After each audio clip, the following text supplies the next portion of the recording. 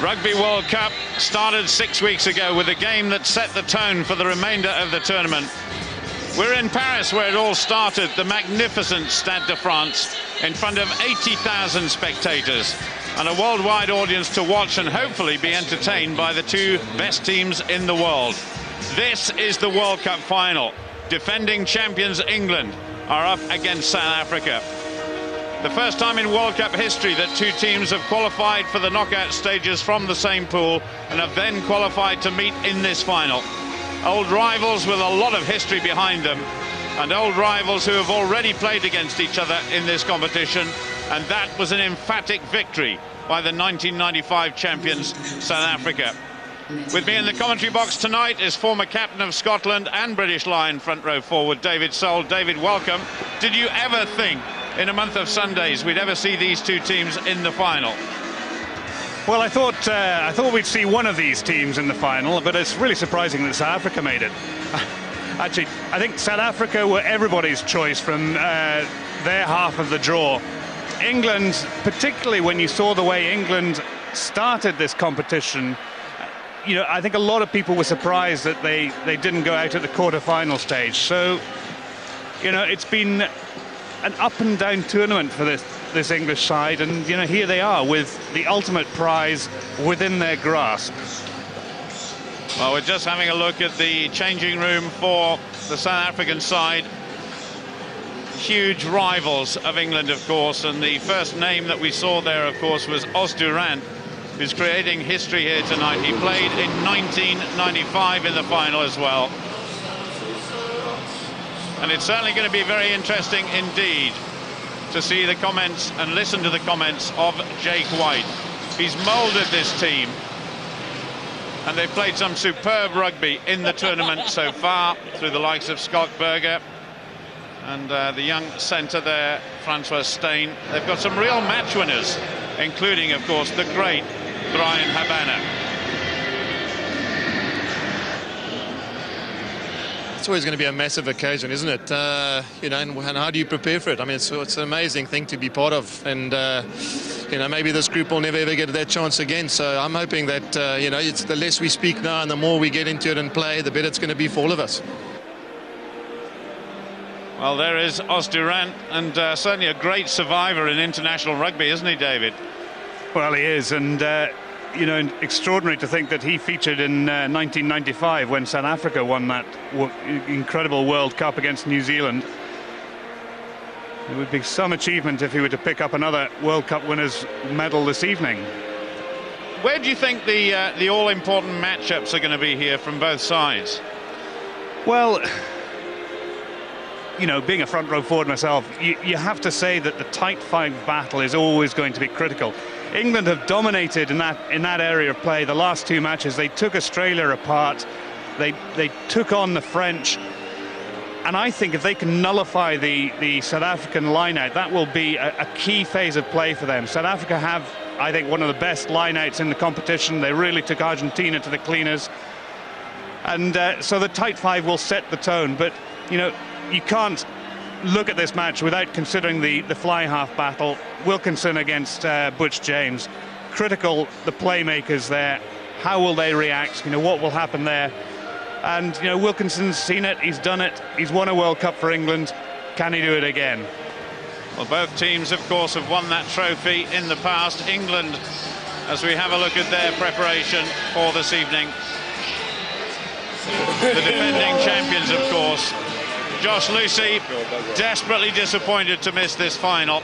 Andrew Sheridan, who spent most time on the pitch of any of the England players so far in this tournament. And the captain, Phil Vickery.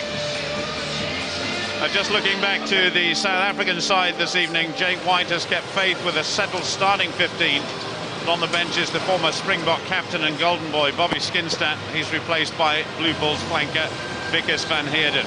Well, what a Brian Ashton, though. What a tournament. The ups and downs of the English side. Almost didn't qualify at one point, and now they find themselves in the final. Ollie Barkley, he won't be playing any part tonight. Nick Easter will. But Brian Ashton on the verge of history for his country.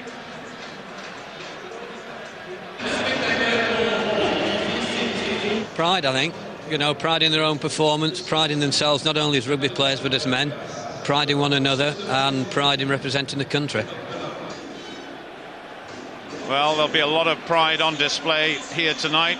We've got Sir Clive Woodward. Will we have Sir Brian Ashton? Well, you wouldn't want to bet against it if he lifts this trophy come sort of 10 o'clock this evening, or 10 o'clock UK time, of course, 11 o'clock Paris time. But it's been an extraordinary turnaround, and you know, I think they will reflect on the last time they met South Africa in the pool stages as being a bit of a defining moment, because they were very honest with each other. They had a clear the air session, and you know, they've really progressed from there. They've been belligerent, they've been curmudgeonly, but there's a sense of togetherness about this England side now. And while South Africa would have to be the favourites, you wouldn't want to put any money on England not being able to achieve this incredible feat. Well, there's only one enforced change that's come as a result of the injury to wing Josh Lucy. He's been prevented from playing in his second World Cup final. He's replaced by Sale Sharks' Mark Cueto, whose last appearance was against Tonga 3 weeks ago. Quite cold here tonight, David. Do you think that will affect things? I don't think so. I mean, it's been a beautiful day here in Paris. Been lovely sunny weather, and you know, it's ideal conditions for playing rugby. Well, the toss-up there conducted by Alain Roland, the referee for this evening.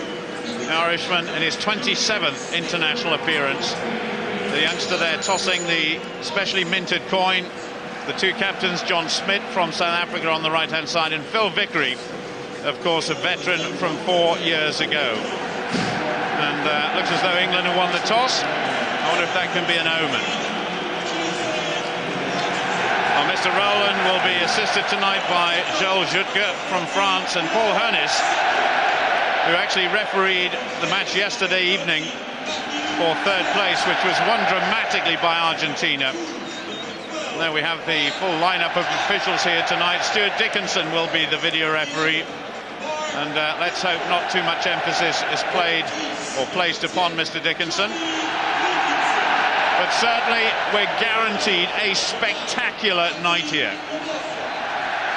Yes, indeed, and the cheers in the background, the cheers from the England fans as the English team is being read out on the big screen here, and the biggest one of all reserved for golden boy Johnny Wilkinson. I think that happened in the quarter-final and the semi-final as well, so no surprises there.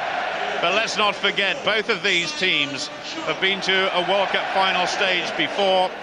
Dramatically, of course, South Africa won in front of their home crowd and in front of Nelson Mandela back in '95.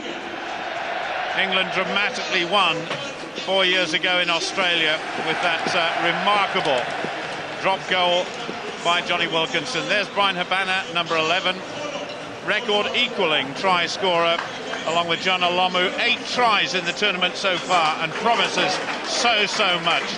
Phil Vickery leading his England side out. There can be no prouder man on the planet here tonight than Phil Vickery.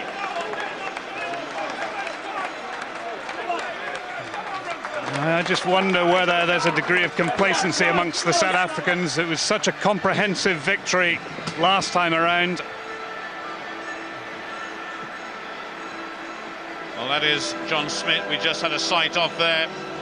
There'll be a lot of psyching up that's gone on in the changing rooms. Os Durant, he's got to make this one count as Durant. World Cup winner already, of course.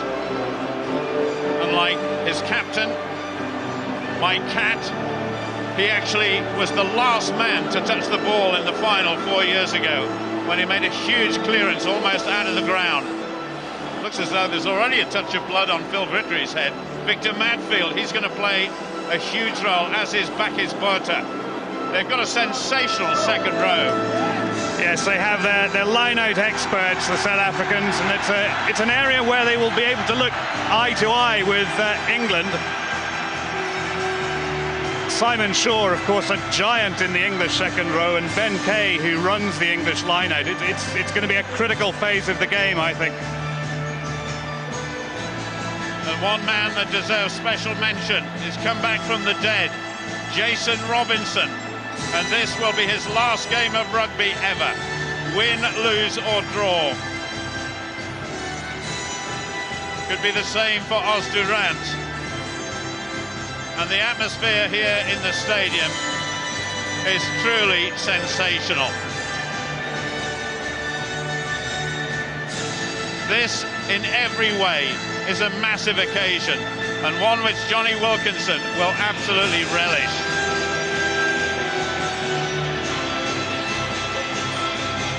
And amongst the crowd somewhere, well, we've got President Sarkozy, the French Premier, Thabo Mbeki, the South African President, and we understand that Nelson Mandela sent a video-recorded message of good wishes to his team.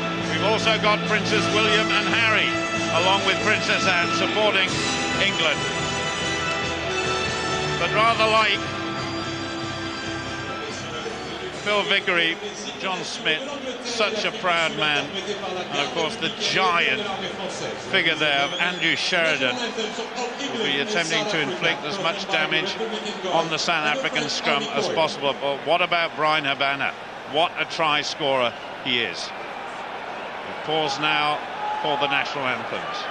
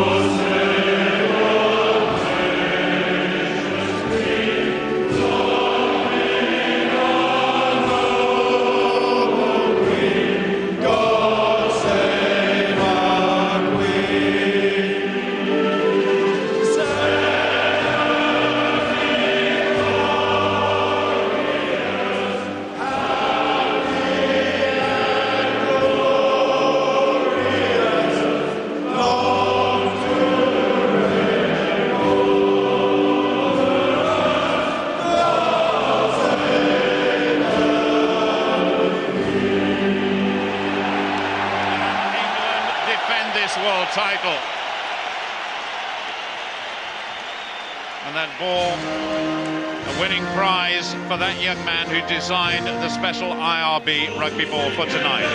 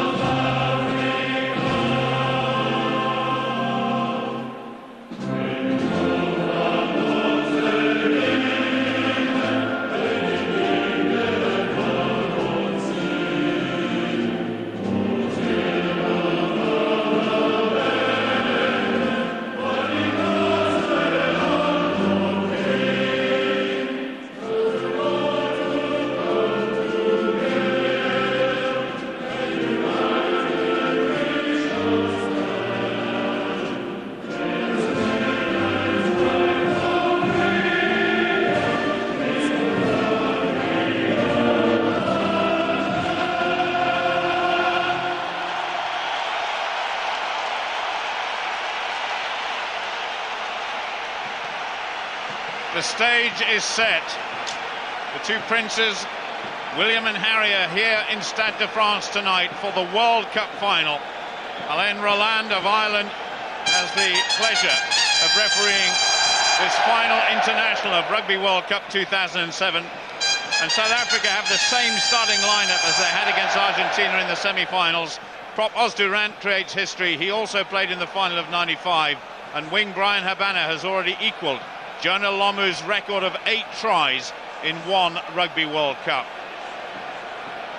And certainly England have veterans in their starting lineup as well. 5 veterans from the World Cup final 4 years ago. Phil Vickery, the captain. Ben Kay, the lock forward. Jason Robinson, who scored against Australia 4 years ago. Mike Catt, he's there in his last game tonight. And of course, Johnny Wilkinson, whose drop goal put England in the history books. And certainly a great pleasure for Alain Roland. His 27th international, assisted tonight by Joel Jutke of France on the line, as well as Paul Honus from New Zealand. And David, what a night we're going to have here this evening. It is. This stadium is buzzing. I have to say, I think English fans outnumber the Springbok fans, but both sides will be willing and urging their teams on to claim the ultimate prize. It would be an incredible feat for England to do it. The lethal feat of Johnny Wilkinson. Of course, they punished Australia in the World Cup final 4 years ago with that extra time drop goal. He's already scored 61 points here in Rugby World Cup 2007. He's about to get the Rugby World Cup final underway. England, the defending champions, up against the champions of 12 years ago, South Africa. The final game is underway. Already taken by Scott Berger, is terribly mobile and aggressive flank forward. One of the men of the tournament, Fourie Dupree, the South African scrum half, got that one away. Well, intent in the opening tackle. Scott Berger, my goodness me, he was bludgeoned into the ground by an English tackler there. Martin Corry, former captain of England, of course. Oh, there's a brilliant take there by the South Africans, a little bit scrappy out to the three-quarters though. And Scott Berger once again involved in that one. Well, interesting to see South Africa attacking the English line-out right from the off. But actually, as Scrappy put Fourie Dupree under a lot of pressure, and you know, I think he'd have been better to tighten it up. There you see Bakie's Botha just in front of Simon Shaw. Now, what can England conjure up from here? There are the pack weights, and for once, England outweighed in the pack. And both of the front rows are going to have to work incredibly hard. Sheridan, Regan and Vickery for England. Randt, Smit and Christophe van der Linde. Good drive by England. Nick Easter trying to control the ball at the back there. Andy Gomarsall, who's had a resurgence of his career, having been dropped by both his clubs in the last 24 months or so. And standing out really wide on this side is Mark Cueto. So England hoping to get early ball. And then I think we may expect a kick across field, but meanwhile the forwards go bludgeoning forward. Gomarsall goes on the tight side again. That went to Matthew Tait. Early touch for the young centre. Good start by England in this World Cup final. South Africa spoiling the party there just a little bit, and in fact Fourie Dupree has it, goes back to Montgomery. So a wasted chance there for England. That was a wonderful turnover. Yeah, great turnover by South Africa in that corner there. But interesting, Johnny Wilkinson and Mike Catt already alternating. Mike Catt took the ball at fly half from the scrum there. And I think we'll see a lot of that this evening. Mike Catt and Johnny Wilkinson interchanging. It's certainly going to be interesting, this battle in the line-out already. The score is 1-0 to South Africa. And England are certainly going to have to vary it. This time it goes to the back and they've stolen it again. My goodness, we knew that South Africa was strong in the line-out. But it could be a dominating performance for them. JP Pietersen just chasing it down. Touchdown by Mike Catt, of course. Well, Fourie Dupree didn't have too many options there. They were very flat up in defence, South Africa. So, but it's interesting. I think South Africa have got to try and move the ball wide early on. They've got the pace, they've got the finishers out wide. If they get drawn into a tight game against England, it's going to be very difficult for them. Wilkinson, left-footed, kicked the winning drop goal, of course, with his right foot in Sydney 4 years ago. Spun back by Gomarsall onto Catt on that occasion. Montgomery just caught flat-footed there a little bit, had to turn quickly. Gets it away. He's not the greatest touch kicker, but his positional play is very good, and of course his place kicking in this tournament has been absolutely sensational. Yeah, just a stumble there by Montgomery. But a great retake at the or catch at the restart by Martin Corry. Now England really have got to sort out this line-out. They've lost the first two. There's Ben Kay, he rules the England line-out. Oh, well, almost ruled it there, but again challenged by Botha. They've also got the great jumper Victor Matfield and Joanne Smith at the back of the line. Mark Regan just having a little altercation there with his opposite number, John Smit. Now then, Brian Habana under pressure from Paul Sackey. And Preez there calling for support. Great take. Great take, and it was a very good kick because he had to make a judgment. Was he outside the 22 or inside it? Way upfield. Good positional kick there. So the line out taken quickly. Robinson, his last game in England colours. Habana across field looking for JP Pietersen, but Mark Cueto is there. Not a great kick, but South Africa do gain a bit of ground, and already of course they've had great success in the line out. Yeah, they'll be happy with that. It's the first real Fourie they've had into English territory. Well, Habana, score of 8 tries in the World Cup. If he gets another one here, he'll have the all-time record. He's joint with John Olomu of New Zealand, of course. Now, what can Mark Regan or Simon Shaw conjure up here? Shaw goes up. That was better by England after a slow start. Now, this is a favourite ploy of the English. They're going to try and wear down these South African forwards. Good drive by South Africa in defence, though. Yeah, well defended. England tried to spin it round at first, but Matthew Tait with a bit of space, and immediately just loses his footing. A penalty to South Africa. Matthew Tait hanging on to the ball. That is not a good start for the youngster, and a real chance now for South Africa to put points on the board. Well, I don't know why he didn't drill it diagonally into touch. He was well inside his 22. But he's a confidence player, just a bit more, Matt Tait. Holding. No, he wasn't interfering. And that won't do his confidence any good. I know He had plenty of time as well. Can you make sure I will get that out. Closed down very quickly there by Francois Steyn, who's actually the youngest man on the pitch. Matthew Tait, the second youngest. Make a conscious effort for your fellas at the breakdown. Steyn just 20 years old. But Percy Montgomery, 93 points at the top of the leaderboard in terms of his overall points, makes very sure that South Africa go into the lead as we approach 7 minutes of the World Cup final. Well, not the start that England wanted. Interesting, there's been a couple of slips. Matt Tait there, Percy Montgomery earlier on. I wonder how slippery the surface is. Well, maybe we can go downstairs to our pitchside reporter, Robbie Knott, as Johnny Wilkinson restarts. Did you get a chance, Robbie, to see what sort of state the pitch was in before the off? Paul, I had a little walk out there. It's slightly damp, so that's the reason why Montgomery went down, and Tait. Thank you very much. We'll hear a lot more from Robbie later on in the programme. We're inside South Africa's 22 at the moment. Again, Paul Sackey was very quick out the starting blocks there. And Montgomery gets that one halfway between the 22 and the 10-metre line. And certainly Montgomery is going to play a major role in this game for South Africa, that's for sure. Well, he's hugely experienced, but for me, he's played his best rugby of his career this World Cup. He's been very, very good. His place kicking has been exemplary. Very confident under the high ball as well. Tested to the full in the semi-final by Argentina.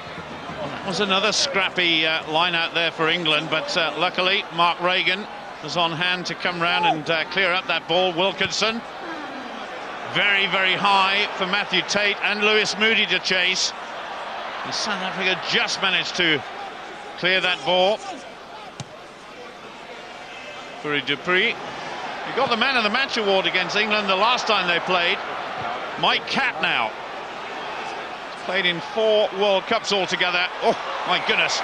Challenged against Victor Matfield there, but made the mark. I'll talk to him. Play. He's Not a onside, good kick, he's onside, almost he's charged onside, down, and Catt and Randt facing up to each other, and that was a bit messy. Mark Cueto, first touch of the ball, and the coaching team, Jake White there.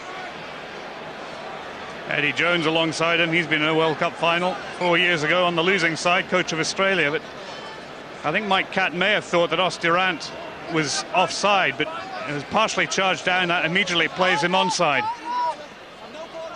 Just had a glimpse there of JP Pietersen, another flying winger. South Africa have got 4 players in their team tonight who scored 4 or more tries in the World Cup so far. Rossouw picks up at the base for Preez. Oh, almost went over the top, but Gomarsall was round on him like a flash, and that was a good tackle by Nick Easter.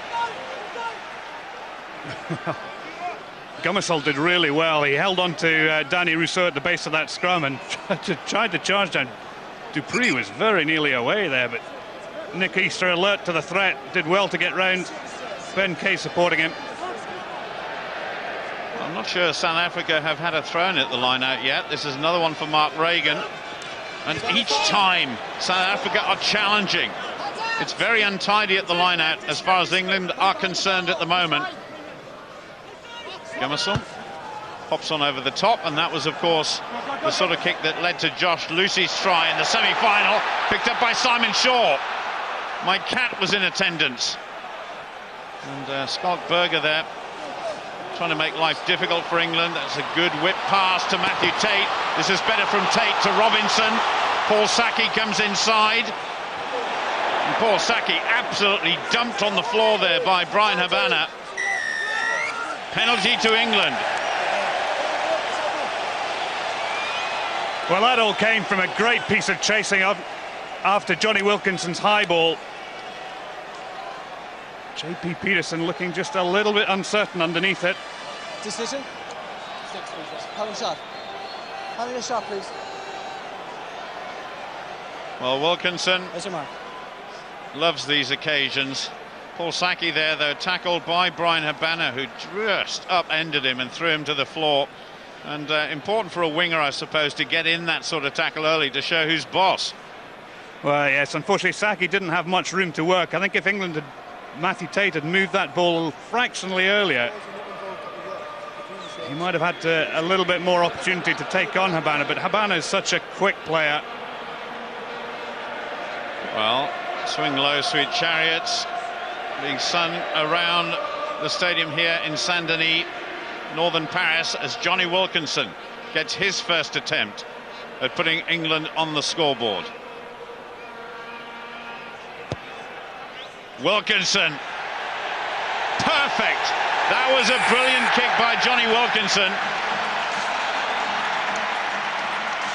Well, if you wanted one banker in your team, it would be him, wouldn't it? A big game like this, he comes up with the goods. England 3, South Africa 3. Just over 12 minutes gone of this World Cup final. 2 former champions, indeed the defending champions, England there, drawing level with South Africa. Butch James, Natal Sharks outside half restarts for the men in green and gold, taken by Sackey but hit hard by Habana for the second time in a couple of minutes. And Sackey did well to hang on to that, just lays it back nicely. Catt is there, puts it over the top. Forwards are going to try and rush this one, and in numbers there, but the ball goes bouncing away. So a line out once again in South Africa to throw in. And certainly a feature of South Africa's play. So we see that tackle again. My goodness, well, he timed it perfectly. He waited for Sackey to catch the ball. Sackey didn't jump for it, and Habana just cleaned him up. Big Victor Matfield there with a beard and scrum cap. Goes to back his Botha. Beautiful timing from the second row forward, taken on the burst there by Joanne Smith, this very, very mobile back row forward. But Andrew Sheridan takes it on for England. Gomarsall puts it way downfield, but only into the arms of Percy Montgomery. Not good judgment by the England scrum half. Gomarsall once more. Eventually to Robinson, tries to run it. Good control by Robinson and the rest of the England forwards there. Gomarsall back to Wilkinson. Punted downfield. Not far enough though. Once again, Butch James. Very, very high. Robinson underneath. He's been pretty safe under the high ball so far. Well, referee picking up the trip. Butch James tripped up. There was a trip. There was a trip. Excuse me. There was a trip. I didn't see it. There was a trip. Lewis Moody, I think it was, just sort of stepped on his foot as he went past there. You can't afford to make those mistakes in any game, let alone a World Cup final. Well, he was trying to be subtle about it, wasn't he? Just sort of trod on his toe rather than stuck his foot out, but Roland very quickly onto it. Good refereeing. The stadium at Stade Francais absolutely packed to the rafters here as Percy Montgomery gets his second chance of the evening to put the lead to 3 points. There's the culprit as far as England is concerned, back row forward Lewis Moody. Montgomery maintains his 100% record here tonight though. South Africa 6, England 3. And 15 minutes into the game, England have really dominated the possession, but they've just made a couple of silly mistakes. That Matthew Tait slip and then a silly penalty by Lewis Moody. And South Africa are capitalising on those. So Wilkinson to restart for England. A little bit deeper this time into the arms of Skalkberger, who takes it solidly and now runs at England. Tackled by Lewis Moody, who made that mistake a few moments ago. For a Dupree to Butch James. It goes skewing away off the right-hand side of his boot there. Well, Gomarsall was through him very, very quickly there. Not the most perfect kick from Butch James, not the best one he's ever done, but as you said, Gomarsall was herring through there. There's Brian Ashton. And as you were saying, David, the territory there showing the advantage to England goes way, way over to Lewis Moody. Needs support, gets it through Shaw. Shaw tackled by Skalkberger. Gomarsall gets a quick turnover. The England captain goes charging in. Just about 15 metres out. Wilkinson with a drop goal. And it just goes to the left-hand side of the post there. But the first time Wilkinson has tried a drop goal in this final, I bet it won't be the last. Well, it's a shame because it was quick ball. They had a couple of really good drives there, got in behind the South African defence, and they were getting quick ball away, and I think Wilkinson should have been flatter. So, a little bit of respite there for South Africa. Butch James, he goes deep. That will be to Mark Cueto, of course, who came in for Josh Lucy. And goodness only knows how Josh Lucy must feel about missing his second final. Robinson, nowhere near the ball. It was well taken by Percy Montgomery. England did think that he might be a liability as Fourie Dupree goes in. Just swings it away out of the back of his right hand there to JP Pietersen, but it goes out into touch. Well, I think Fourie Dupree fancied the chance of running outside Mark Regan, and he did well, but Regan actually put the great tackle in. Now, I think South Africa here, they're covering the catcher very well, and I think they need to be careful that they're not penalised there. Almost a great pass to the man of the match, Fourie Dupree. The last time these two teams met here, well, of course, it was an absolute pasting that England took. Simon Shaw, picked up by Nick Easter, just backs into Daniel Rossouw, his opposite number. He's not held. Nick Easter once more. Nick Easter, of course, and Andrew Sheridan from the same school of rugby. Dulwich College in South London, playing in a World Cup final. JP Pietersen there. Good take, and even Percy Montgomery's getting stuck in. Good control by the South Africans just outside of their 22. And to scrum down, South Africa will get the put in this time. Well, that was a cracking kick by Wilkinson, because where it came down, Pietersen was just 2 metres outside the 22. And the last time he put a high kick on Pietersen, Pietersen made a hash of it. That time he was up to it. Good pressure by England.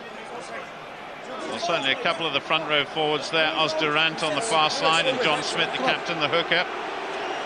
They're playing in their last international games for South Africa, so this day has extra special meaning for them. Well, England got a nudge on in the first scrum. Come closer now. Come up, England. Come up. I think they'll be wanting to attack this South African scrum. Pause. Engage. Just a little bit of a problem on this side, but Rossouw picks up, as he's done so many times in the past. Dupree takes that downfield. It takes a little bit of controlling by Robinson, who just runs at JP Pietersen, but then hoists it. Scrum half takes it, whips it across to Montgomery, left-footed. Wait there, spirals that one downfield. That was wonderfully taken by Mike Catt. What can Catt do here? The speed in the legs is perhaps not what it used to be. Oh, great take by Montgomery. Yeah, great take by Percy Montgomery there. Back 10, please. 10. Mike Catt drilled that up into the air. Juan Martin Hernandez hit the wires which carry the camera, and Mike Catt had so much height on that, up and under. Cueto has got some pace when he's got space, and look at this fella go. Oh. Well, that was a disappointing move there. Which, well, I don't know why Matthew Tait came on the inside. You know, it was a 2-on-1. It should just be. You see, he was coming on the inside. Corry thought he was still on the outside, and there was, you know, he's a quick guy, Tait. He should have backed himself to take him on the outside. Just shows a little bit of naivety from time to time, does Matthew Tait. He's obviously a player of great promise. Matfield, absolutely soared above everybody else there. And Joanne Smith takes it away. He's a wonderful flank forward, the big South African number 7. Advantage being played, and South Africa get a penalty. Well, again, poor discipline by England. They didn't need to concede the penalty there. They just dived over the top. Perhaps a little bit too much adrenaline still. Yeah, it's all right. Doesn't matter. You still come over the top. Well, interesting. Just as we see the replay here, let's talk about this first, David. Well, Phil Vickery, Ben Kay just diving in there, but Bucky's Botha needs to be careful of that. There's Phil Vickery, the England captain. And this is interesting because we've seen this before with South Africa. Percy Montgomery, the regular kicker, but young Francois Steyn, just 20 years old, comes from Natal Sharks. He's got an enormous kick on him. It depends whether he can get the accuracy as well. But this would put South Africa another 3 points in the lead. It certainly got the distance. Oh, well, that was a smidgens past that left-hand post, I think, but it shows you the potential of that young guy.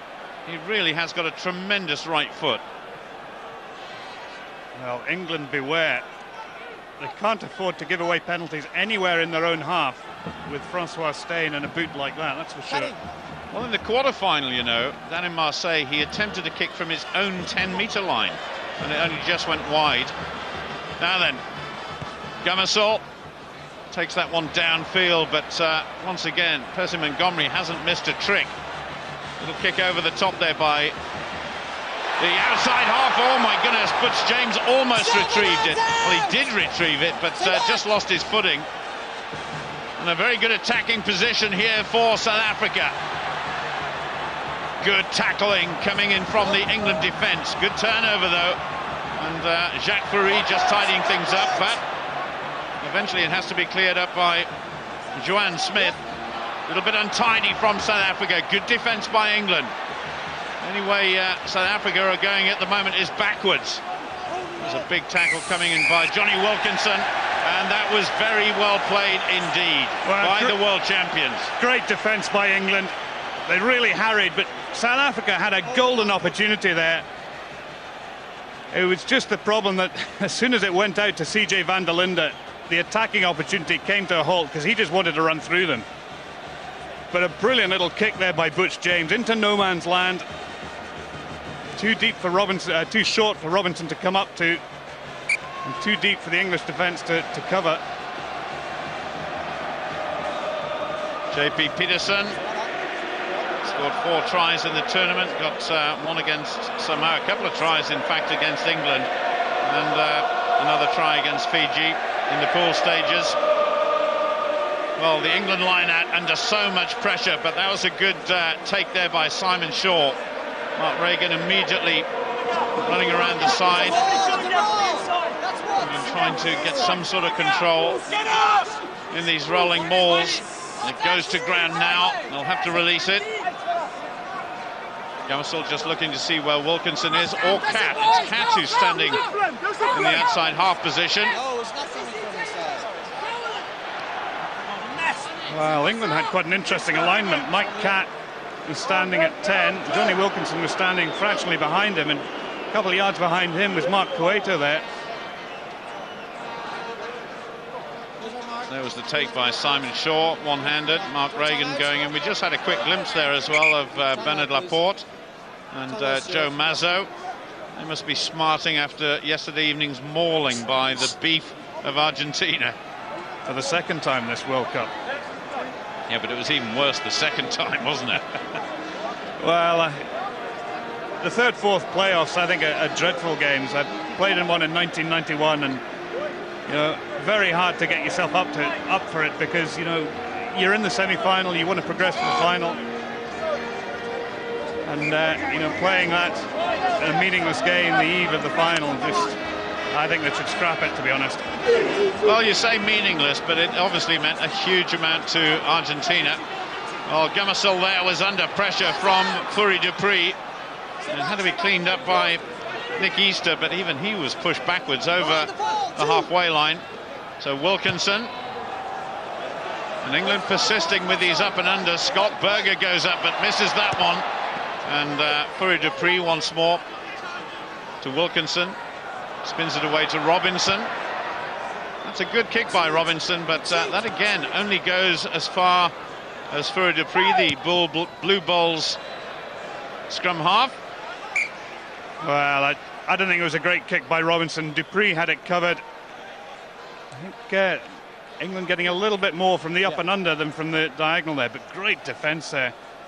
Smit just driving Nick Easter back, gets a little bit of support in there. Danny Rossouw.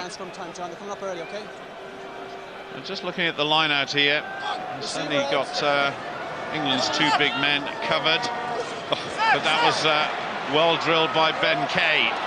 Wilkinson misses out one, goes on to Matthew Tait, and Nick Easter is out there, runs a bit wide though, just going out towards the touchline.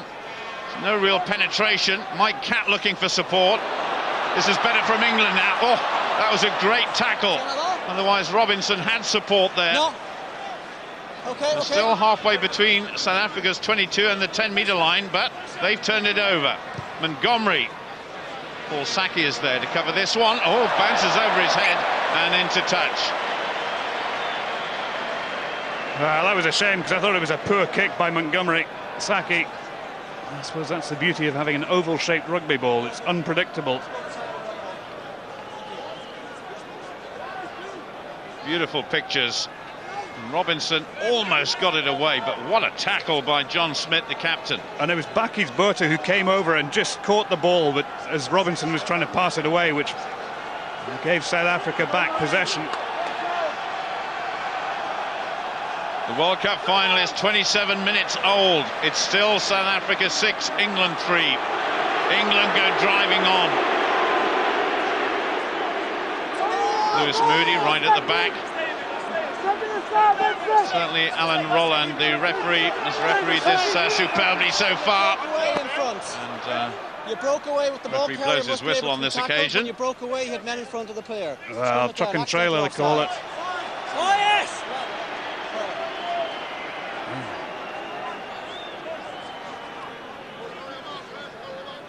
He's saying he broke away there. He's still binding on to... Well, I think that's a harsh decision, because he was bound on right the way up until he broke away there. Mark Cueto just had a bit of attention to those 2 fingers bound together on this near touch line, and Physio is on the field. I can't see from here. Maybe we can go down to Robbie once more while there's a bit of a hold at Robbie.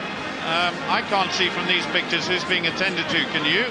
Well, it's Paul Cueto, but they're on the far side, of course. I saw that, sorry, Mark Cueto was just getting a bit of treatment to his fingers, a bit of strapping there, but on the other side, I can't see anything, Paul.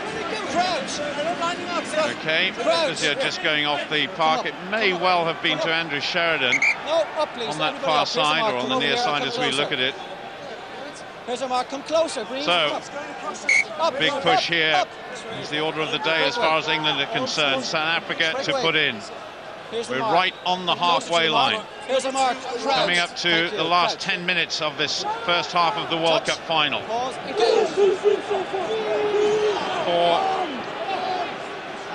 Two packs, should I say, of absolutely huge men.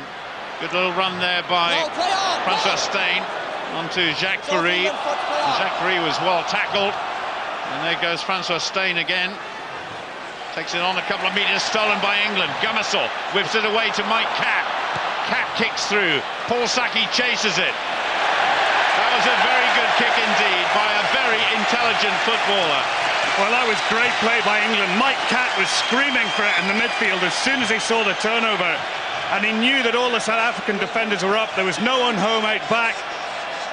Great piece of ripping there by Matthew Tait, I think it was. But look at that long pass to Catt. He had plenty of options to pass to Gomarsall, but he picked out Mike Catt, and Mike Catt threaded it into the corner. Mike Catt, the oldest man ever to play in a World Cup final at 36. And the England centre has played against South Africa 8 times in all. Mixed feelings in a way for the man who was, of course, born in Port Elizabeth. It's sent downfield. Sackey almost backing into Jason Robinson. Almost lethargically as well. Gets it away to Mark Cueto, who's often played in the fullback position, and puts Daniel Rossouw under pressure. Green, knock on. England almost retained possession, but the referee is playing advantage. Steyn. That's a big kick. Down to the man I've just been talking about, Mike Catt. Screws that one away, just over the halfway line. Well, I think it was a wasted kick by Francois Steyn. He just drilled it as far as he could, and well, this was very nearly disaster there. You need to sort out who's calling for the ball there. Paul Sackey just looked back at it and said, "You reckon it was his ball?" So John Smit throws in. The captain playing in his second World Cup competition. 73 times he's played for his country. Victor Matfield, supported there by Smit, number 2. And there's the flank forward, Joanne Smith, though, but pushed backwards a couple of meters. Keeping it close. Still not over the halfway line. Still only 3 points between these two sides. One or two people have, well, a huge number of people, I guess, have been contemplating what might happen in this game. One or two have said it may well go to extra time. Who knows? That was well taken, though, and driven on by Mark Cueto. The left winger, rather, for England. Back to Wilkinson. Just drills it low, not particularly far, but a line out, and the Princes there. Certainly two of the best-known faces in the world, and certainly two of the best-known faces in rugby strips here. As I say, it wasn't Johnny's best kick, but this South African line-out is just going extremely well. Beautiful. Back to Joanne Smith at the back of the line. And already over the gain line. Quick ball. Montgomery, well tackled by Martin Corry, the former England captain. But South Africa still have it. Scott Berger running at Johnny Wilkinson. Just stuck on that 10-metre line at the moment. It spins out on the England side. Picked up by Nick Easter. Now on to Robinson. Robinson had Cueto and Martin Corry outside him, but decided to dart back inside. Stay there, behind the ball, England just wasting a few chances. Gomarsall. Must have thought his World Cup days were over back in 2003, but he's playing here in this final. Once again, Wilkinson puts the ball downfield, and again, not particularly far. Well, Lewis Moody is in considerable pain there.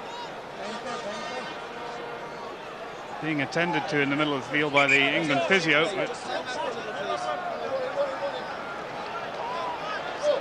Lewis Moody back on his feet, a man who consistently puts his body on the line for his national team, doesn't he?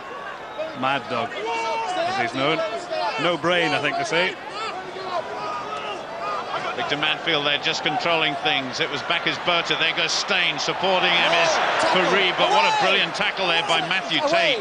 Just roll away. That was superb by the England centre, just trying to wriggle out there at the back. But South Africa still have it. John Smit, the captain, goes charging forward. Supported by Daniel Rossouw. Looking for Brian Habana, who almost took it one-handed. And stolen by England. So South Africa have it. JP Pietersen now chips one over the top, only into the arms of Mark Cueto. Bad decision, should have gone wide that time. So Gomarsall spins it off his left hand once again to Wilkinson, who has to go right-footed. He's under pressure there from Brian Habana. Well taken by Butch James, and back inside to Montgomery. Very high kick from the South African fullback. Martin Corry is there, runs at the opposition. Good play from the flank forward. Ben Kay almost mishandled. He took it on himself. They go right. Big kick downfield. That is too far.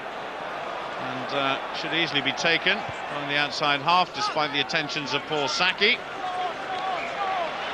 Well, good return by Butch James. It's fully 40 metres at least. But this is a great tackle by Matt Tait. I think Francois Steyn should have looked to offload a little bit earlier there. He was looking to take on the youngster. I was reading a report the other day that said Matthew Tait was actually the strongest man in the Newcastle Falcons weights room. And judging from that tackle, as we see President Thabo Mbeki there, hoping his side is going to win. Now then, young Steyn running at England, goes back inside. Johnny Wilkinson, a great run from the South African centre. Butch James looking for support. JP Pietersen is there. We're inside England's 22. Now if they spin it across now, they've got a real chance. Randt, whose international career spans well over 10 years. Scott Berger is there. They've got a real chance here. Less than 5 minutes to go in this first half. They've still got a chance. They've got a man over.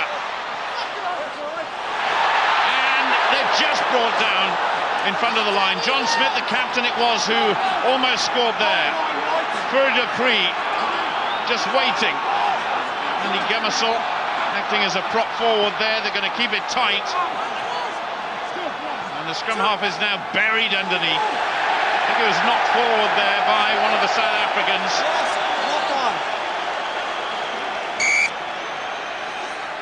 Well, I think they had try-line fever there. They had a clear overlap, and Francois Steyn should have given it. No, I was happy. I think when they look at the video of that one, they'll be kicking themselves. A golden opportunity in the first half to be the first to score a try in this Rugby World Cup. That's Phil Vickery down, I think, is it? Yes, it certainly is.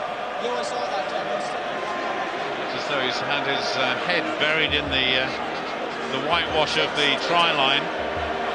One of the South Africans is down as well. And so, just as the clock is stopped here, we can take a look at this again. Desperate defence by England. Lovely little run by the centre Francois Steyn. Well, he had to make the most of it, because he should have given it earlier on. He had players outside him.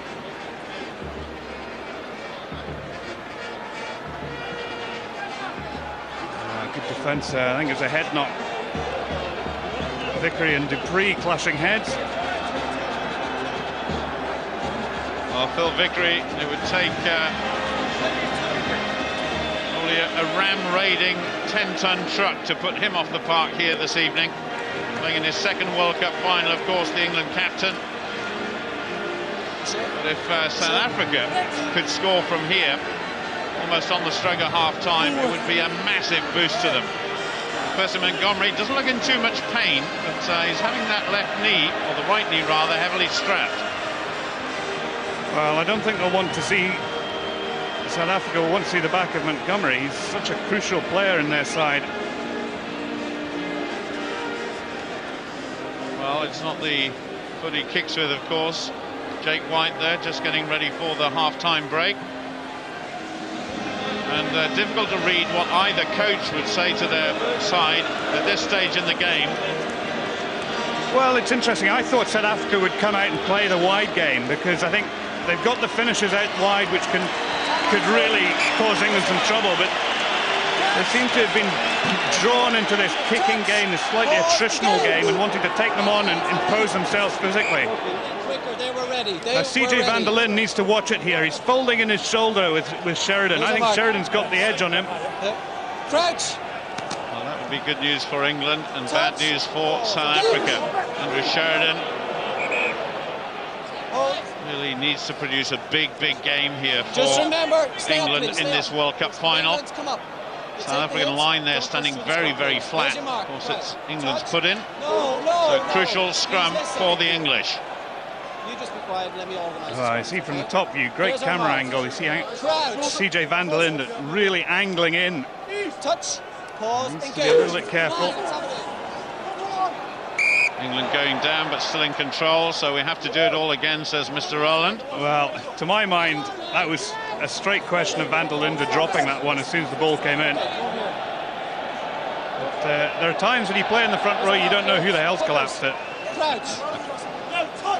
The trouble is, and all good front row forwards have got such angelic faces. They try and con the referee. What me ref? Yeah, the problem was though, Mr. Rowland was on the opposite side there, and South Africa have rolled that round, and they get the put in what could be the last scrummage of this first half. Francois Steyn there just applauding his forwards. That was a good effort. Interesting. John Smit was right up in the middle of that front row there. Touch. So a big scrummage now for Fourie and his 8 forwards. He's going to be harried and hustled by Gomarsall, picked up by Rossouw. Rossouw almost to the line, my goodness. Preez just watching and waiting.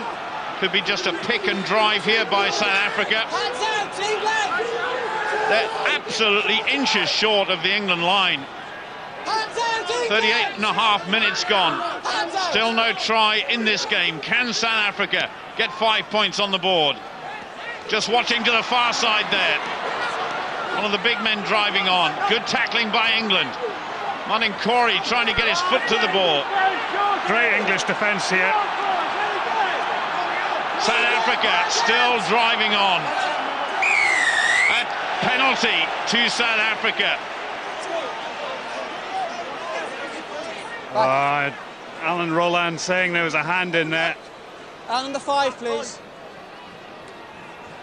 Oh, I think if Coming in the side and hands out when I asked for it. There was 2 pound coming in the side. I expect Montgomery to have a crack at goal here, I think. Stay on the line, please. There's Lewis Moody. England forwards will be disgusted with themselves there, because an extra point would mean they've got to score at least 1 try. Certainly score 6 points to get on level terms. So the perfect time for Preez Montgomery to slot this one over. But that was tremendous defence and tremendous perseverance from both sides. Yeah, I think South Africa will be happy with 3 points if they get it, but they should really have had a try out of this passage of play, I think. Montgomery for South Africa makes no mistake.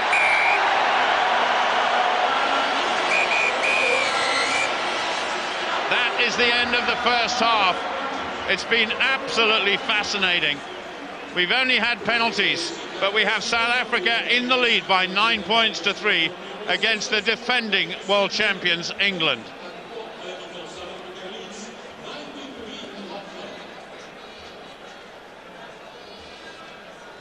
Well, David, not exactly 40 minutes of pulsating rugby, but certainly both sides have been just feeling each other out in terms of the set plays, in terms of the back row forwards, in terms of the three-quarters as well, and it's been a real test for both teams. Well, it has, and Simon Mannix, sitting alongside me, has written something about the game. He's not terribly impressed with the quality so far, but notwithstanding that, I think it's kind of a typical final. You know, there's so much at stake for both sides. Everybody's conscious about making mistakes and not wanting to make mistakes. And there's nervous tension sort of all over the place. And it, as you say, it's sort of feeling each other out. And there's, you know, when you look at or think about the first half, there's not really been a great deal of shape to it. England have tried to put the ball in behind South Africa, tried to, you know, do the up and unders, force them to make mistakes, but until that last passage of play, that last 5 minutes or so, neither side really looking like scoring any tries. Well, they are the statistics. If you are a statistically minded person, you may be interested in that. Anything to read from that, David? Well, not really, other than it's been even Steven. Again, the one statistic that stands out is a 75% of own piece possession one, but I think that's the line-outs early doors. The English line-out took a little bit of time to get into its rhythm, and even some of the first line-outs that they won, it was scrappy ball. They were tapping, slapping it back, whereas the South African line-out looks well in command, well in control of what they're doing. I certainly think England's line-out got a little better towards the end of that first half. Yes, it did, and you know, they'll be happy with that. But as I said before, you know, I think it's surprising that South Africa haven't tried to move the ball wider. You know, they've got great pace on the wings, and you know, they could have made more of it. This was the penalty. I think Francois Steyn there was, had dived right over the top there, and perhaps you see him come over there. There's no way he's trying to get away from that. No rolling away, but well, penalty to South Africa, and that sort of put them in the driving seat. So Montgomery maintaining his fabulous record of scoring in this World Cup. The real attacks from England were few and far between, but all of the backs, with the exception of Mark Cueto, involved there. But what a great tackle by Brian Habana on Paul Sackey. Yeah, it was a great tackle, but Matthew Tait, I think, should have just moved it fractionally earlier than he did. You know, Paul Sackey, he was running out of space, and it was easy for Habana to line him up and turn him upside down. Well, the point you were mentioning before about the lack of points scored in the first half, Wilkinson succeeding with his first kick of the game at goal. You know, historically, when you look back at the previous World Cup finals, particularly back to 1995 when South Africa won 15-12, there's never been a great try-fest in any of the World Cup finals so far. No, that's right, and again, if you think about the history, England's record against South Africa at the Stade de France hasn't been particularly good either.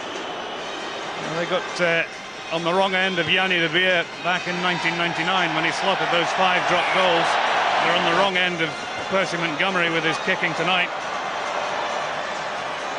Well, certainly this young fella, Francois Steyn, could cause all sorts of problems, and has done in the first half, to England's defence. And it was this move that really set up a phase of play for South Africa, where I think they should have scored a try. And I think had they scored a try at this point, going into the second half, it would make England's task very difficult to come out. Now, you see, he had about 5 players outside him there, and he decided to cut in. You know, maybe just a little bit of try-line fever there. Danny Rossouw again. Perhaps Habana was covered, but inches short. Well, certainly towards the end of the first half, it was a huge effort by England's defence. South Africa getting very close to the line. And eventually, of course, conceding that penalty. Vickery was playing advantage at this stage.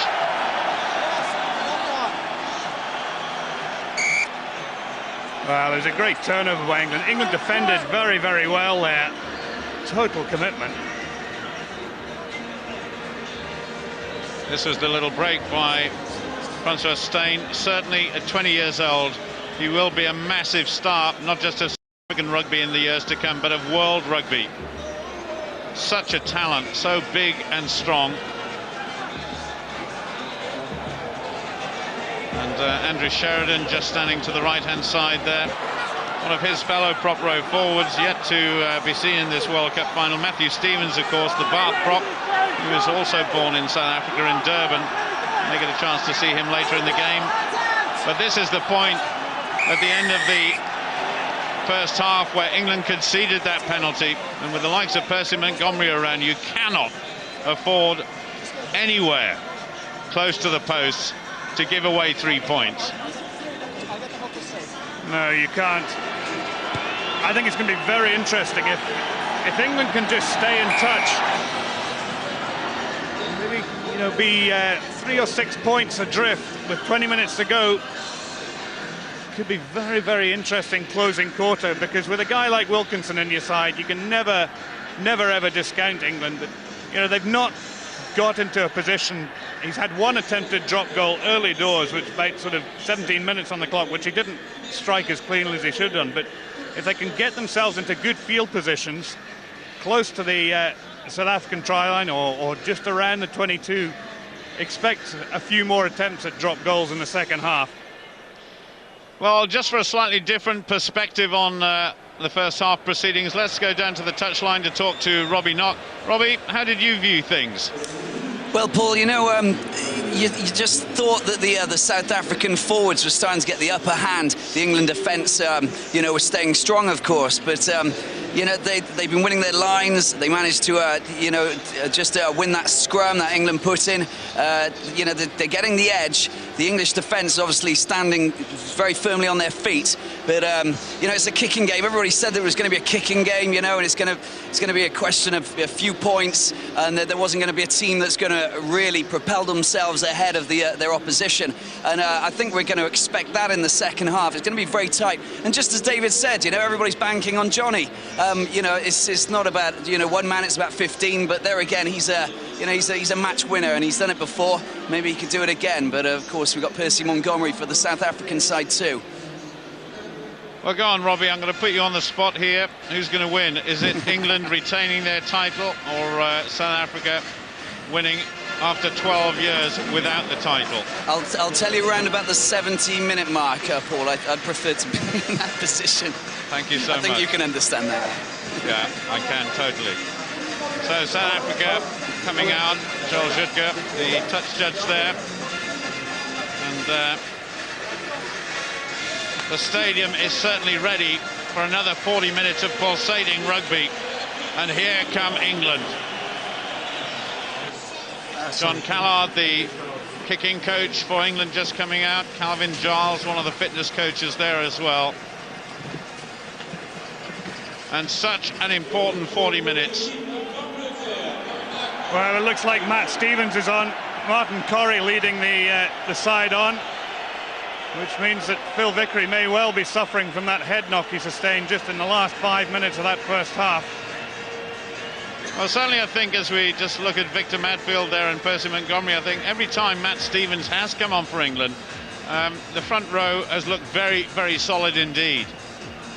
Yes, he's a quality player, Matt Stevens, and you know, perhaps had Vickery not been skipper, he might have been in there in the first place. We have a minute to go. We have a minute to go, okay? We have a minute. 1 minute. 1 minute. Mr. Rowland, the referee, telling the players we are now ready for the next 40 minutes of World Cup final rugby. South Africa leading England by 9 points to 3 as Butch James gets ready. This will decide the destination of this 6th World Cup. Much, much closer than many people expected. There's the only England change. Matthew Stevens has come on for the captain, Phil Vickery, who's in the wars during this first half. But South Africa get the second half underway. It's going to be taken by Martin Corry. And Corry drives on outside of England's 22. Straight back to Mike Catt, who decides to run it. Wilkinson taking up the position of centre. Not a particularly good kick. JP Pietersen. It's caught there by Matthew Tait, England centre. To Preez. It's gone a bit high. And not terribly deep as far as England were concerned. Ben Kay takes it on, loops it around. Big pass there to Martin Corry. Confident start by England. Okay, there's a spectator on the pitch being chased away by one of the marshals. But Brian Habana now is doing the chasing in his own 22. Paul Sackey up on him. Not a great kick by Habana. Well, what an idiot. I mean, really, the World Cup final, and you try and do something stupid like that. I hope he spends a couple of nights in the cells in Paris with nothing but food and water. Well, there's one guy that's not going to watch the rest of this final. He'll be straight out of the stadium. And a severe interrogation to follow. Referee just having a word with Ben Kay there. So the first set piece of this second half, taken at the front of the line-out by Simon Shaw. Mark Regan quick to go around on that line-out. This is good aggressive play, but great defence as well by South Africa. Gomarsall gets it away, not a good pass, missed out Catt there. Luckily Matthew Tait was there, and Matthew Tait gets away. This great young centre from Newcastle is going. Matthew Tait brought down a couple of metres short. Superb play by Matthew Tait. Gomarsall out wide. Try in the corner.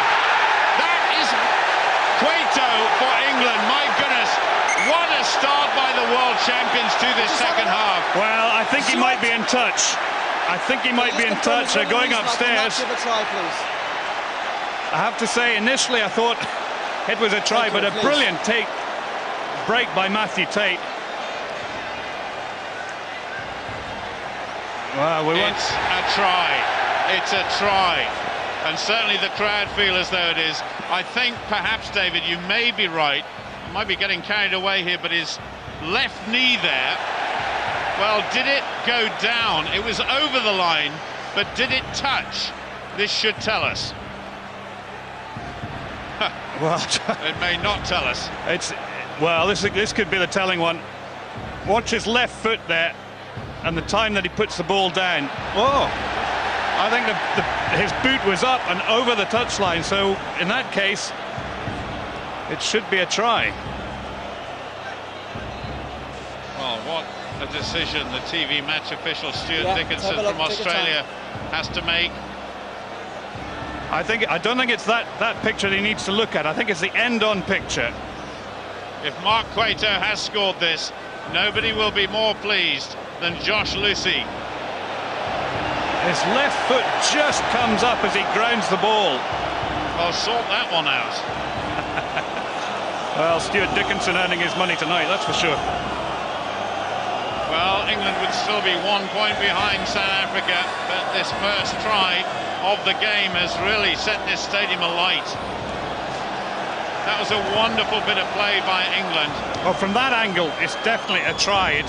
It's a question of whether his left foot hits the try line or not. The decision has to come. I'm going back David. for penalty here. Now, number 6 is very naughty coming in the side like that, okay? You will not do that again. Well, John Smit there being told off. The two princes praying that 5 points will go on the board for England in defence of their title. And Mr. Dickinson upstairs, the TV match official, well, he can watch this all he likes, but the important thing is he has to make a decision. Well, this is the angle, I think, which is telling. Now, the left foot, it's on the ground, but it comes up just now as he grounds the ball. Well, there are about 50,000 Englishmen in this stadium who will tell the referee precisely what the decision should be. Ball was in touch. Ball was in touch. Okay. The ball was in touch. No try. Oh my goodness.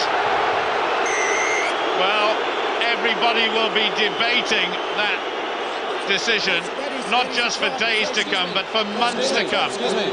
My Catt just having a word with Mr. Rowland. Penalty here. It's a penalty, but it's not the 5 points that England wanted and England needed. Shot at goal. Well, a rueful smile on the face of Mike Catt there, but my goodness, that would have turned this game around and up on its head. Sure. There was a potential 7 points on offer there for England to put the defending champions in the lead. And I have to say, possibly South Africa lucky that they haven't got a man in the sin bin either. They were under so much pressure there, and coming back for the Johnny Wilkinson penalty, but they could have easily been reduced to 14 men as well. Well, Montgomery's got a 100% record so far. Wilkinson.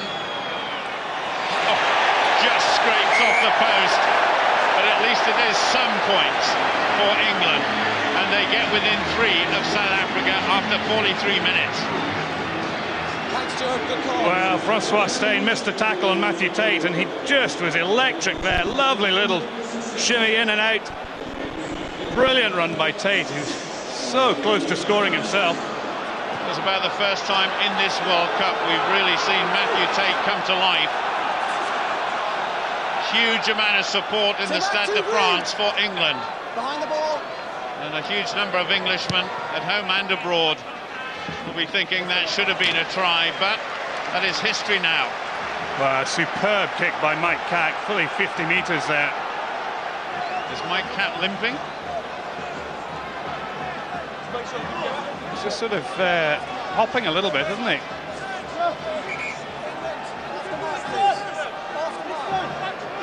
Line out just inside South Africa's half. A little bit of rearrangement there by the England line. Well, I tell you what, the English forwards looking really animated at the moment. It's given them a real lift. They're certainly pumped up. No challenge though for Bacchus Botha. Both he and Victor Matfield have been absolutely superb in the line here this evening. Preez lets it go on that occasion. Now it goes away. Puts it over the top himself. Paul Sackey is underneath. So is Brian Habana. Goes to ground. Lewis Moody cleans up for England. Randt, the old campaigner, driving in for South Africa. Spun away. Not a particularly good pass. Kick forward there by Victor Matfield. That was a good kick. Oh, and Mark Cueto, good in attack, but absolutely rock solid in defence. But what a kick by the second row forward. Great skills by the big fella. Great skills. And Pietersen very wide, and he obviously knew he was wide. He's put it in behind Cueto. If it had been a little bit longer. Oh, Cueto couldn't do anything about that. A very good chance here for South Africa. Some attention on this side to Jason Robinson. Of course, after that try against the United States, he was then injured against South Africa in the previous encounter in the pool stages. Scott Berger, backhanded. Have to go back. Well, England need to do something about Jason Robinson quickly. South Africa had the you know, if they'd made it, if they'd cleared the ball from that line out, there's a physio attending to Robinson out here. There's a clear overlap. Mike Catt's in trouble as well. Yeah, there are 2 physios on. Where's your mark? Both Phil Pask. Yeah, I'm playing on. Yeah, here you are. There's your mark. Barney Kenny are on. Come up, please. Come up. Come up. Robinson's in real trouble there, David. Touch. Pause. Engage. The scrum goes ahead. Too much of a drive on there by South Africa. Don't push through. Take the pressure if it comes on. So Okay. Alan Rowland there just having a word with the English front row. Well, I think he's got to pay attention. I think they're trying to get Robinson off. Well, he's at last he's seen that Robinson's in trouble. He needs to be substituted. Okay, let's get him off now. Well, Hipkiss is coming on, so there's going to be a complete rejig of the English back line. I just wonder if it's his groin. And if Hipkiss is on, I suspect that Matthew Tait will go to fullback. Well, I think he has, yes, which is interesting. A great moment for Daniel Hipkiss. That's a more! That's the Tigers centre. Obviously playing in his first World Cup final That's a good drive by England there, but a sad sight to see Jason Robinson leave this World Cup final stage. Well, I tell you what, these English forwards are really fired up now. Whoops and cheers as they got that turnover, got the put into the scrum. This game is so close. 47 minutes gone, 9 points to 6. South Africa are leading. Just stopping the clock for a moment. Just going to have a word with both front rows. You take the pressure when the hit comes on. No pushing through until the ball comes in. Speaks to Mark Regan first, then to John Smit. I want your head shoulder and shoulders above your hips, please. Okay? Here's our mark. Give me a hold, sir. You can tell by the body language the England forwards are really fired up, aren't they? Oh, they are indeed. There'll be plenty of chat going on in the front row between Regan and Smit. England have just got to be careful here. They don't get penalised, and that is a very sad sight Take indeed. more pressure than that, please. It can get better than that. Here's your mark. I'll tell you what, Come if he comes closer, off and crouch. wins another World Cup medal, he'll be smiling in a few minutes' time. Pause, engage. In the smile. Stay on 6. Gomarsall at the back, and good shielding there by Nick Easter. It's Wilkinson to touch, so the danger for the time being has been alleviated.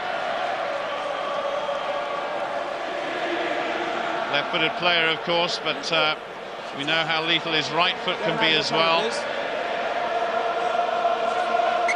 Right on the 10-metre line.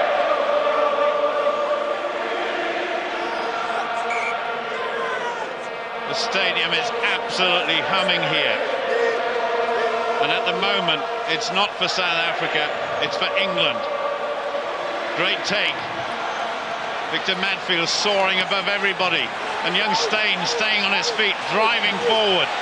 Tremendous run by the South African centre. Into the England 22. Fourie wants that ball quickly. Already having a word, and South Africa have actually got a penalty. I call hands out. You're on the ground. You're out of the game. Please. Well, Martin Corry pleading with the referee, said he was someone on top of him. Oh, he's on his feet there. Well, no, he's down on his knees, but I think he was protesting that Juan Smith was on top of him and he couldn't get away from it.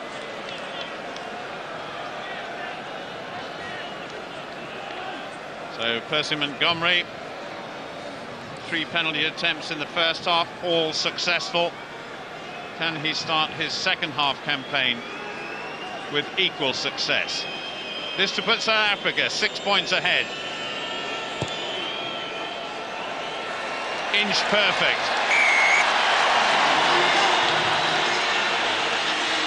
Well, it just keeps the scoreboard ticking over for South Africa. Well, that try decision absolutely critical. Now I think that's Toby Flood on for Mike Catt. That's a big ask for the youngster coming into the World Cup final with 30 minutes to play.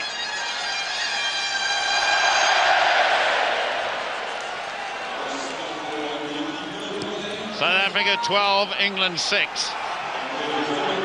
10 minutes gone of this second half.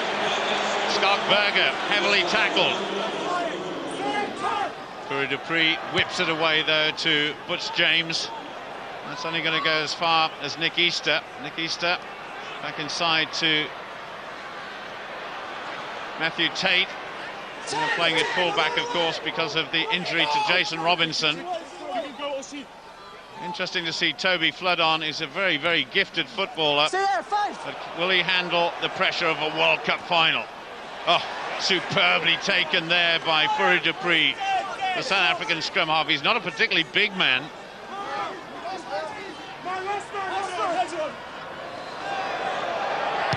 Montgomery had to take that high. Martin Corry spins that away. Once again it goes to Matthew Tait. Now then. Oh. Well, referee said play on there. Well, I think that's a poor decision. Habana was clearly in front of Rossouw there. There's a lot of kicking going on just over the last 1 minute or so. Now, will Tait play safe?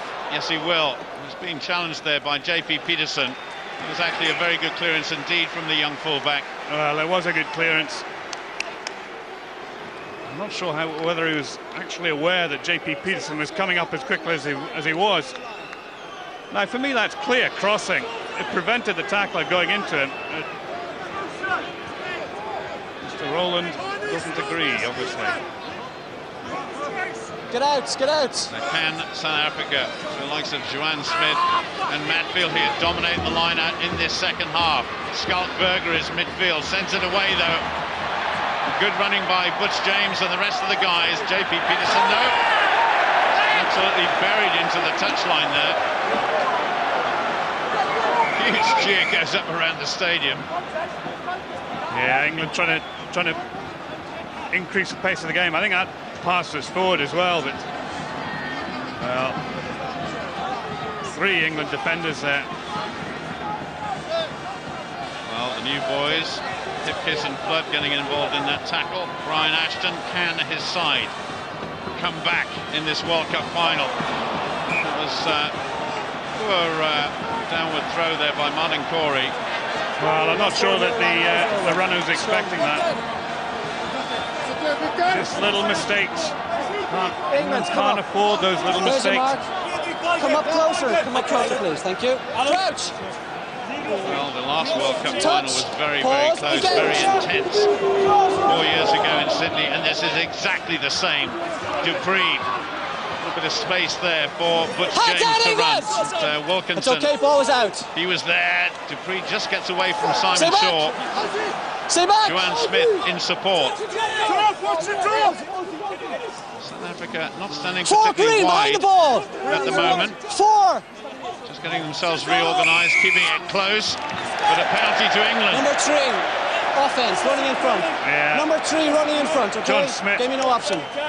Playing a bit of American football there, running a block, trying to clear a path for the ball runner, ball carrier. There's a mark. Christoph van der Linde. He was actually pinpointed by the referee as one of the culprits, so the penalty there taken by Toby Flood. It had an effect, Ray. It had an effect, okay? Good kick by the youngster. Used to get a King's School in Tynemouth, which I know very well. My parents live up that way. So, if David Littlefield, the head teacher of King's School, the junior school anyway, is watching, your boy is playing well here in this World Cup final. Matfield went out to challenge for that, but Simon Shaw was up to the task. Hipkiss goes for England. All right, stand out, 3. Stay back. Gomarsall, a little bit of indecision there. Wilkinson, a little sidestep, slips it to Nick Easter. Gomarsall, though, tackled by John Smit, the South African captain. Well, they were desperately trying to work the narrow side there. They had overlap there. Hands out, 3. Watch the feet. Watch the feet. Well, if England can retain possession from here, they've got men on both sides. Interesting to see which way they go. Being closed down quickly was Hipkiss. That was by Bakis Botha, who was standing out wide. Not forward from South Africa. Good drive forward from England there. Gomarsall. Gomarsall goes himself. Good tackle coming in from van der Linde. The prop forward. Keeping it on this tight side. Wilkinson to Sackey, but Sackey had nowhere to go there. Solid defence by South Africa. And a scrum down, England ball. I'm not disputing he was on his feet. He wasn't on the ground. We didn't have a ruck. Okay? Scrum. Yeah, I think they should have come the other way that time. He wasn't down. Here's our mark. But I tell you what, the English forwards have got the bit between their teeth. They're really taking it to South Africa. Like men possessed. I don't know what they've been sniffing in the dressing room, but my goodness me, I could do with some of it. What is it they're having South Africa? Rooibos tea. Os Durant, his face a little bloodied. Gomarsall, Dupree. Wilkinson to Flood. Matthew Tait coming into the line, but absolutely buried there by Jacques Fourie. No, he wasn't. England still have it. This is Paul Sackey. Good tackle coming in by John Smit and by Victor Matfield. Hands out, Green! Just laid back there by Nick Easter, the England number 8. Oh my goodness, that was so close. Matthew Tait almost had it in his hands. Well, I wasn't sure whether I was on the edge of the seat because I thought it might have been an interception because I thought England might be under the post, but yeah. It's just a sign of Dan Hipkiss there. His father Chris was a schools international many years ago. I'm so proud. I bet he's in the stadium here tonight watching his son. So time out there for the England physios. Both England physios are actually coming on. Problem to, is that Andrew Sheridan? No, it is. It would take some player to knock him over. Well, of course, if he went off, they'd go to uncontested scrums, which I think would play to South Africa's favour at the moment. England really taking it to the Springbok forwards. Well, it was an area certainly that England were looking at to try and dominate, but the England forwards have been up to the task so far. Vickery picked up by Rossouw. And the whole of the South African back row over to support Rossouw.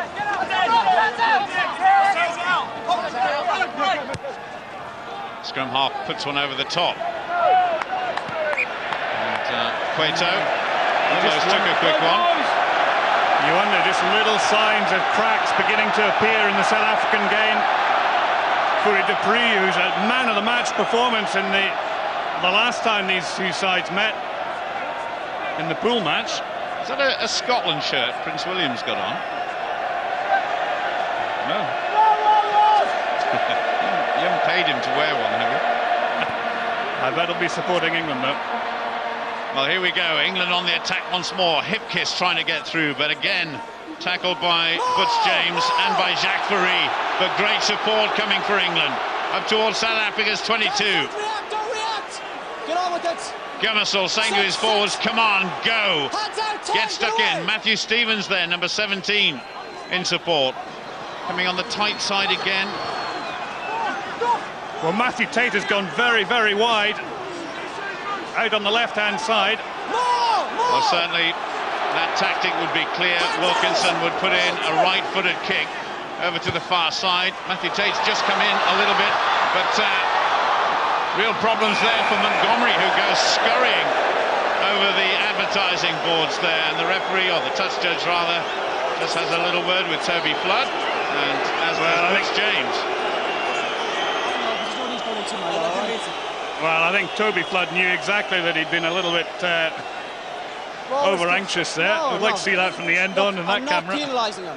End of story. I'm not penalising him. That would, you know, there's an English sports programme called A Question of Sport, and this would be the What Happened Next section, wouldn't it? Yeah. Oh, my goodness. Well, Toby Flood knew exactly what he was doing, didn't he? My goodness. Montgomery was still playing the ball there. So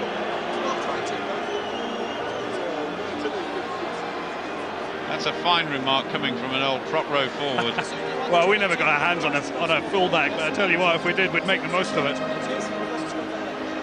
Well, the captain just having a word. And Butch James goes across, right-footed, pushes it way downfield. Taken by Flood. He's got a big boot on him himself. I was watching him warming up, and he was launching some massive kicks. Montgomery's right underneath it, though. In support is Rossouw. It was England coming up on the ball very quickly indeed. Good clearance. Way downfield. And Matthew Tait, who's played 3 different positions for England. Fullback, wing, and of course centre. So he's well used to that sort of situation. Montgomery now, a little bit of table tennis between the two teams. Gomarsall takes it. He's such a more confident player now than he has been over the last couple of years. But England will be penalised for crossing, and that is a harsh decision in view of what Habana did. Yeah, the one thing you look for in referees is consistency, and I mean, I think the call was right, but notwithstanding that, well, actually maybe not. Or was he picking up on Ben Kay? Just blocking the tackle, but Ben Kay protesting his innocence. Well, you can tell what the crowd think of that. Young Francois Steyn yet to get on the scorecard here. He hit a penalty against England here a few weeks ago in the pool game. And this one, again, has tremendous length. But the question has to be asked, has young Steyn got the accuracy for the 3 points that South Africa want? It's high, and it's long, and it's straight. That is a big score for South Africa. They lead 15 points to 6. It is a big score. I felt that if England were in touch, sort of 6 points going into the final quarter of the match, they might just have enough to snuff out South Africa, but that 9-point cushion makes it a really big hill for the English side to climb. Well, just out of camera shot here, we're having a couple of substitutions. George Chuter is coming on for Mark Regan. I think Joe Worsley's coming on as well, actually. But Joe Worsley's been a real impact player, of course, when he's come on as a substitute. Made that defining tap tackle in the semi-final on Vincent Clerc. And Lewis Moody is the other player to have come off, of course. Martin Corry goes crashing into Scott Burger, chasing that ball. And England on the attack, straight after the restart. Little slip there from Hipkiss, I think it was, maybe Cueto. But Gomarsall to Wilkinson. Back to Matthew Tait, who's getting more and more involved from the fullback position. Corry, a quick one to Sackey, who goes inside. Around a couple of plays, but a good tackle there by Fourie. Been quite high around Paul Sackey. Paul Sackey back on his feet. Wilkinson once more misses that Shaw. Onto Hipkiss. Hipkiss in support on the far side. Martin Corry is there, Matt Stevens is there. And at the fourth passage of play there, Chuter just getting in a bit of a tangle as he was tackled by Victor Matfield. But England still in possession, just. Scott Burger trying to get his hands on the ball, but the referee was saying hands off. Stay back, 4! George Chuter lays it back to Gomarsall. Wilkinson, a little jinking run of his, which sometimes can be all too predictable. Gomarsall looks again, they keep it close. This is good concerted effort, David, by England. Yeah, it is. They're persistent, they're retaining ball well. Great tackle, my goodness. Butch James and CJ van der Linde. Butch James needs to get out of there. Well, it looks as though South Africa have turned it over. That was very good play indeed. In defence and turning it into attack. Habana. Big kick. And all of that attacking by England comes to naught, and that has dampened the spirits of the spectators here in the Stade de France. Well, no way through CJ van der Linde. Double teamed with him and Butch James.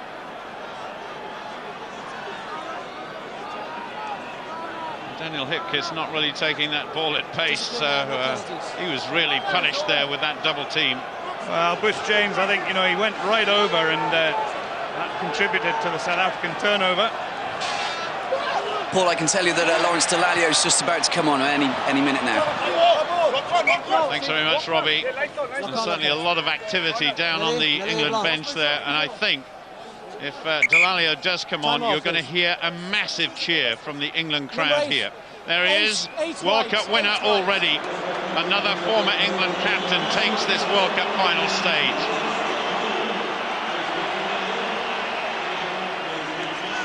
Replacing Nick Easter. Now Dallaglio, can he become England's saving grace here is a real impact player, and they certainly need points on the board. 64 minutes gone, South Africa leading by 15 points to 6. Disruption there by the English forwards. Dallaglio getting involved immediately. Goes back to Butch James. That's a big kick downfield, my goodness. Mark Cueto couldn't quite get hold of it. Well, interesting contrast in the coaches. Brian Ashton bringing on fresh legs, bringing on impact players. Springbok bench have been up warming up, but only 15 minutes of play. It's sometimes quite difficult to get into match with only 15 minutes to go. He's going to bring one or two on. Well, Vickery was sitting behind Nick Easter there, looking a little bit glum, I have to say, the England captain. Gomarsall launches one. Habana's gone back for it. Montgomery is there, under pressure. Good tackle coming in from Cueto. Preez hits that downfield. Matthew Tait is there. Now, will Matthew Tait launch an attack? No, he decides to go for touch. Big kick from the England fullback. Well, he drilled it, didn't he?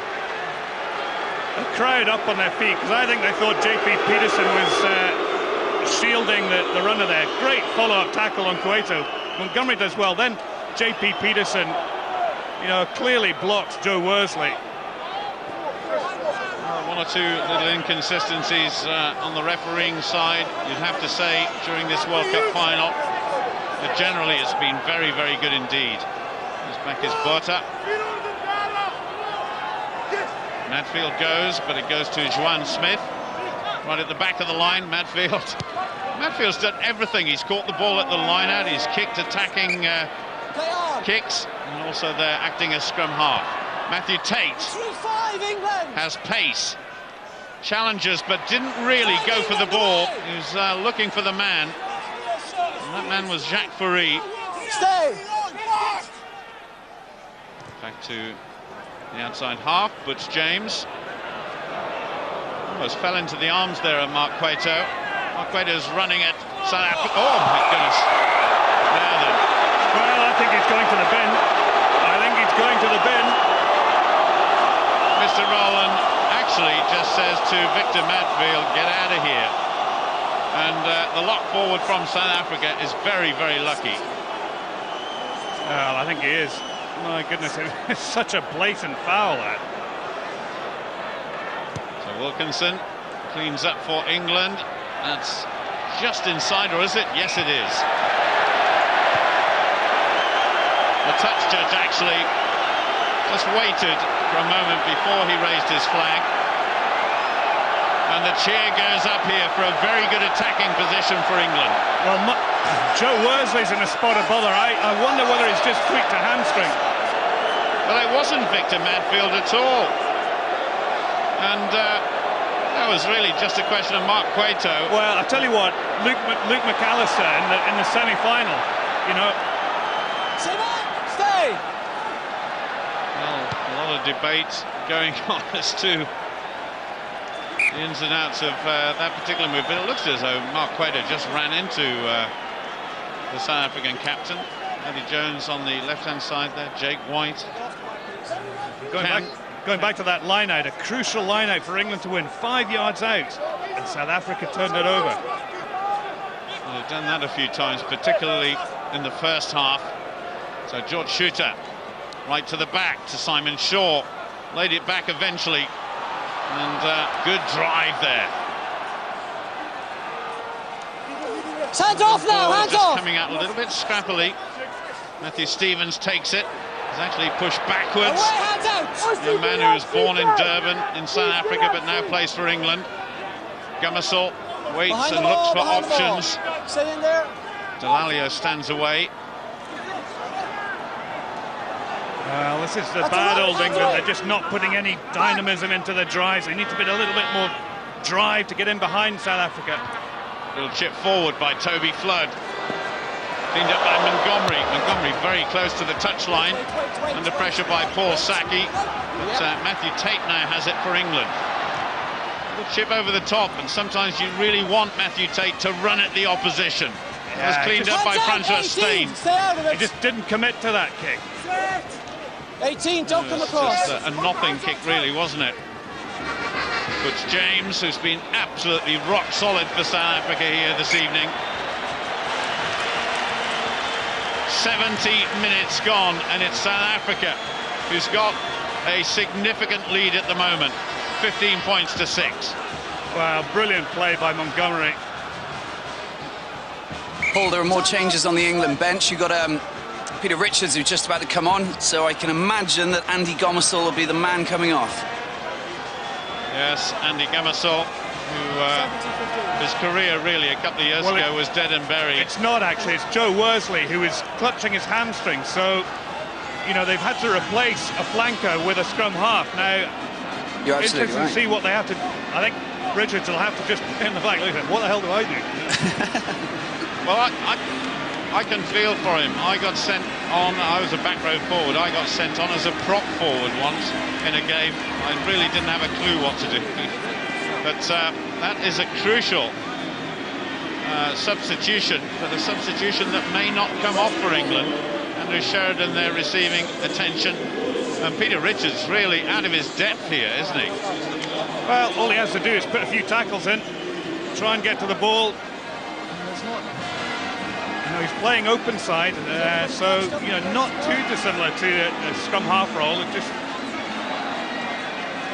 so the London Irish scrum half, tremendous sevens player, described as a utility player, but this is taking things to the real extreme.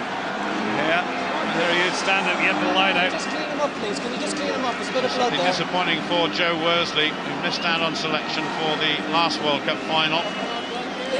England are on the line. Andrew Sheridan receiving attention, and there's a South African player warming up as well.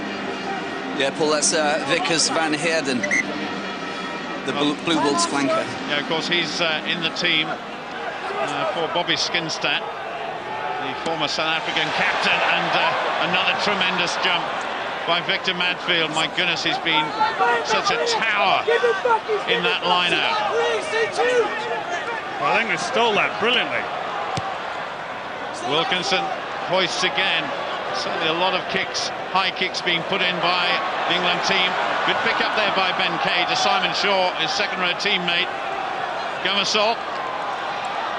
Drop goal attempt by Wilkinson off the right foot. He can't repeat what he did in Australia 4 years ago. They need tries. They need tries. They should have moved it. That was a bit of decision-making by the usually rock-solid Johnny Wilkinson. He was a long way out. It was his wrong foot, and he had men outside him. I think he should have, tried to get good field position. And then if he wants to kick the drop goal, then he can do it. But is that your blood or somebody else's? You're split there, you're split. Well, at this stage in the game, England certainly need a miracle workup. Yes.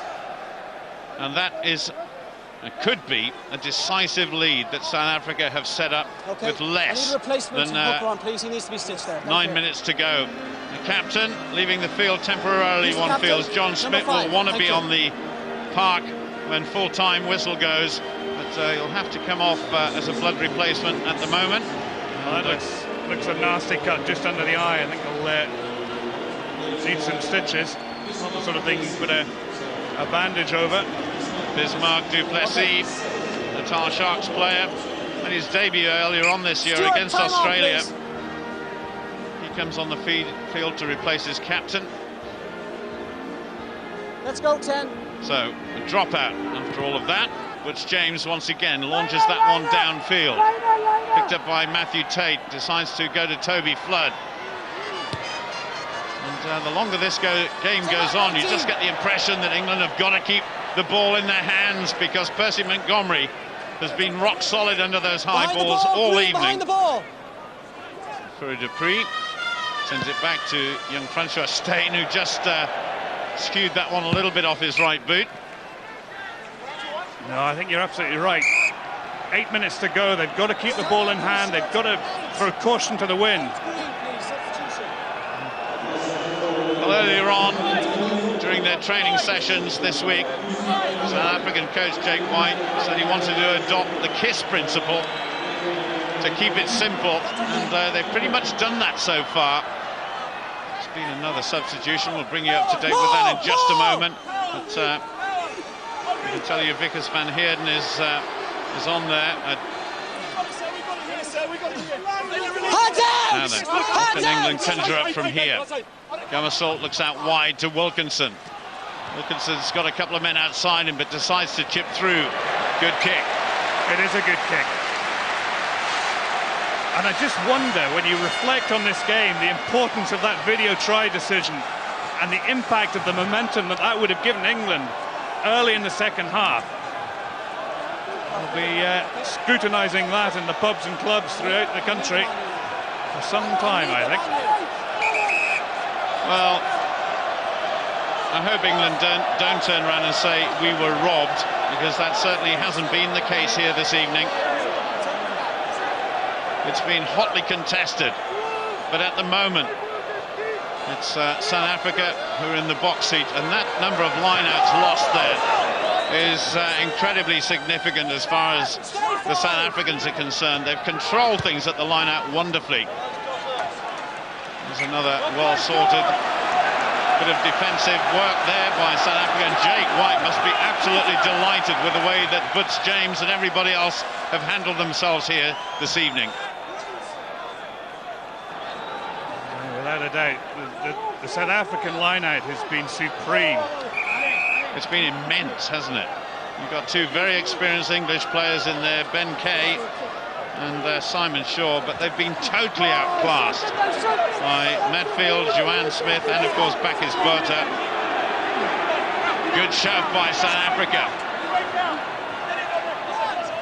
Where's the ball, Lawrence Dallaglio is saying. Not quite sure what was going on there. The England number 8, but now England get themselves organised. Once again, right on this side, nearest the main stand here, poor Sackey is standing out wide, but South Africa have turned it over. That's a huge number of turnovers that South Africa have had, but well kept in by Mark Cueto, who almost scored a try for England. That is consigned to the history books now, though. Over the halfway line, Matthew Tait spins it wide to Toby Flood. He's got Paul Sackey outside him. Sackey's chasing it, so close. Well taken by Jacques Fourie. Great cover defence by the centre. Butch James acting as scrum half, sends it back to his scrum half to Fourie Dupree. Matthew Tait once more is underneath it. Mark Cueto. He's got some pace, Cueto. Didn't really use it on that occasion. No, a little bit indecisive there. England still have possession. Wilkinson. Not taking it at pace, though, was Tait, so easily tackled by Fourie. South African centre gets back to his feet very quickly. Little driving run there by Matt Stevens. Gomarsall to Flood. Now to Lawrence Dallaglio. To Tait. Tait absolutely hit hard there by JP Pietersen. Little floated pass, didn't really come off, and Matthew Stevens has to work hard to gain any ground at all. Peter Richards in the position he loves best at scrum half. He's of course on as a substitute flanker at the moment. England. Tait onto Dallaglio once more, back to Matthew Tait. There's no way through this South African defence. Defence absolutely solid, and Chuter hanging onto the ball, surely. He couldn't offload it, and the South African bench there absolutely cock-a-hoop. Well, I wonder if Francois Steyn's going to step up and try and drill it from inside his own half. Well, as predicted, John Smit, the captain, comes back on. So Yannick du Plessis, his World Cup final is over already. There's Smit. The referee looking for the substitute scrum half. I think he was hiding there, hoping to stay on. Time on. Well, Francois Steyn was there with the ball, but Montgomery's going to try and put it into the corner. Well, I think it's fair to say that South Africa can probably begin to celebrate now. And it looks as though the defence of the World Cup crown for England is over. Well, with 3 minutes to go, England really need to score a try from this position here, and then try and get into a position for a penalty or a drop goal. But that brilliant South African line-out is controlling it all over again. Simon Shaw there, totally upended by CJ van der Linde.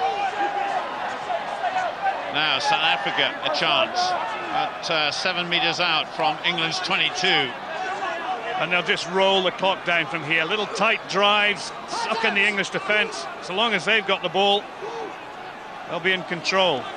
No tries yet in this World Cup final. That would be a first. But South Africa have dominated the kicking game. They're trying to finish with a flourish here. We're coming up to the last 2 minutes. Well, Percy Montgomery sitting in the pocket there. Well, he'd love to get a drop goal in this World Cup final. It'll be a real long-range effort, that's for sure. It's been an immense effort by both sets of forwards. But you have to say that South Africa and Joanne Smith there has just got the edge. But this time it'll be a scrum down and England will get the put in. So can the defending champions pull something out of the hat? Well, I think there just isn't enough time to do anything. They might, even if they did score a try from here, they've got to get back up. A minute and a half remaining of this 2007 Rugby World Cup final, and I think the Webb Ellis Trophy is destined to go to the Southern Hemisphere. Many thought it would go to New Zealand. Well, it has been but a New World Zealand Cup. are back home watching this. Absolutely, it's been a World Cup full of surprises, hasn't it? Nobody gave England a hope of getting to the final, not even to the semi-final, possibly not even the quarter-final. New Zealand and France on their way home, and there Jake White is about to become the team coach of the world champions for 2007. A little bit of surgery there to Christophe van der Linde, but the pain will have disappeared amongst the euphoria of becoming world champions in just over a minute and a half's time. Touch, pause, again. Gomarsall for England. Steyn 19.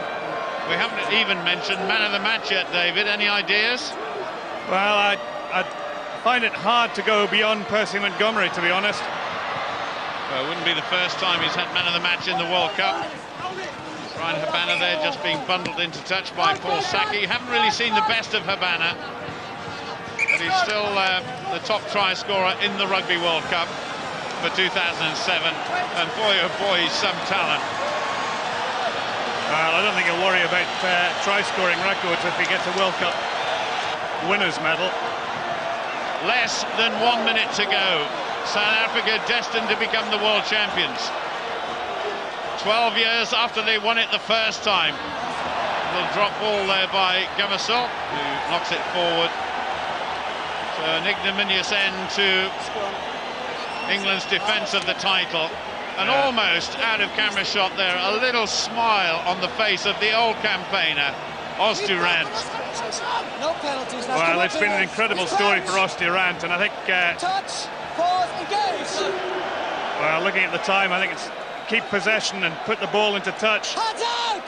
Skalkberger tackled by Peter Richards. But South Africa once again in front of President Mbeki on the brink of history. They're about to become world champions.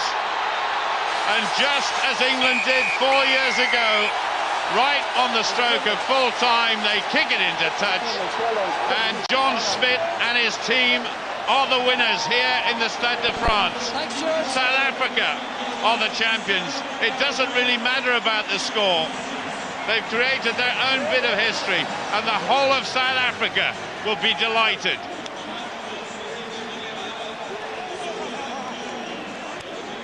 What a moment for South Africa, and already their name being engraved on the Webb Ellis Trophy, which will be presented to a magnificent group of young men in a few minutes' time in the Stade de France. Victor Matfield was absolutely superlative in that line-out. Yes, he was outstanding. It wasn't a pretty game, but that's not what World Cup finals are about. World Cup finals are about lifting the Webb Ellis Trophy at the end of 80 minutes, and you know, you have to say, over the course of the competition, South Africa are worthy winners. The bookies made them favourites by 9 points, and that's exactly the margin of their victory. Well, just for the record books, they beat Samoa, Tonga, USA, and of course England in the pool games, and then defeated Fiji in the quarter-final, and in the semi-final, beat Fiji in the semi-final, of course, and then have beaten England for a second time after really a magnificent display of controlled rugby. It wasn't full of flair, it didn't look terribly ambitious, but it was very, very solid. And I guess the KISS principle, keep it simple, that was adhered to, and it worked. Yes, it did, and you know, they had a fantastic goal kicker in Percy Montgomery. Delight on the faces of Brian Habana and Phil Vickery, disconsolate. Jake White, you know, he's done great things with this South African team, and I think worthy winners. Well, the 2007 bit has been completed. I'm not sure about the rest. We could be here for some time.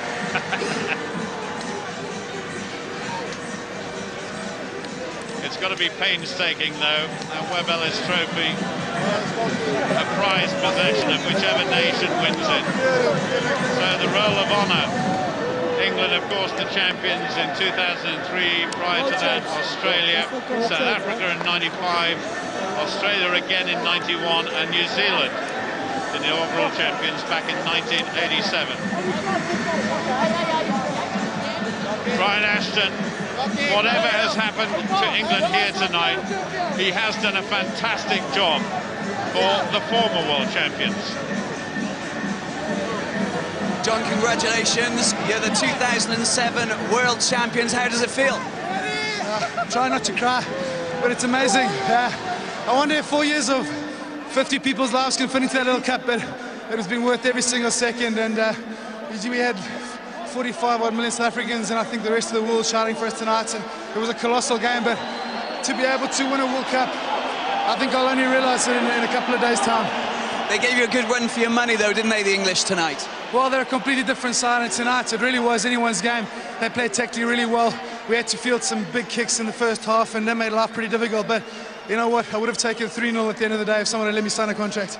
Thanks so much, John. Congratulations once again. Have a great evening and have a great party. Thank you very much. I will do. Well, it was Johnny Wilkinson's party along with his England teammates 4 years ago. The fairy tales don't come twice in less than a generation. A prayer being said by Bakis Botha, the immense lock forward for South Africa. Yes, a moment of quiet after 80 minutes of mayhem. Statistics again, telling it was a very tight match. Very even in those numbers, but there are 9 points the difference. I'll be talking to Phil Vickery in just a moment, and of course the interviews can be heard all around the stadium, so everybody will hear. Phil, you played valiantly tonight. You put in absolutely everything, but there was a little bit of a difference. They managed to win, but there wasn't much difference between the two teams tonight. Oh, probably just a bit more of a loss of composure on our side. But I can't fault anyone. Certainly the players, supporters. You know, we've had a magical time here. Disappointed today, but fair play to South Africa, to John and his team. Thoroughly deserved, and you know, we've got another 4 years to wait. So enjoy it. Now, regarding that disallowed try by Cueto, do you think that was a turning point for you guys? Well, you get decisions like that in a game. Obviously, it was a huge decision. Sometimes you get them, sometimes you don't. I'm not going to stand here and blame referees. South Africa deserve their victory today. and you know, we gave it our all, and in the end probably just wasn't good enough. Thanks for a thrilling tournament, but anyway, Phil, thanks very much. No, it's been wonderful. Thank you to all supporters. It's been a very, very special time for us all. Thank you. Thanks. Well said, Phil Vickery. That was a real captain's speech. Yes, it was. Great humility and magnanimous in defeat. Well, there's a fine collection of men. President Sarkozy, Mr. Mbeki, of course, the President of South Africa, and Gordon Brown, the Premier of the United Kingdom. And that trophy is still being engraved. Oh, no need to tell you how Dan Hipkiss and Mark Regan must be feeling now. But this really has been a great occasion for the sport.